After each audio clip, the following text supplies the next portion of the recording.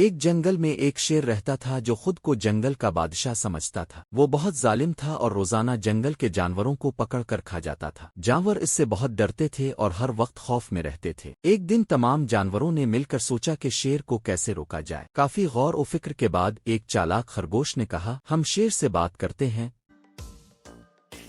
तमाम जानवरों ने खरगोश की तजवीज़ मान ली। वो शेर के पास गए और उससे दरख्वास्त की कि वो रोजाना एक जानवर को खाने के लिए चुन ले और बाकी को ना छेड़े। शेर ने ये शर्त मान ली। जब खरगोश की बारी आई तो इसने एक चाल चली। वो जानबूझकर देर से शेर के पास पहुंचा। शेर गुस्से से बोला, तुम देर से क्यों आए? खरगोश ने जवाब दिया, मैं एक और शेर के साथ लड़ रहा था जो आपको चैलेंज कर रहा था। शेर ने कहा, मुझे इस शेर को दिखाओ। खरगोश शेर को एक गहरे कुनवे के पास ले गया और कहा, ये रहा वो शेर। शेर ने कुनवे में झांका तो इसे अपनी ही अक्सी तस्वीर नजर आई। वो गुस्से में आकर कुनवे में कूद पड़ा और डूब गया।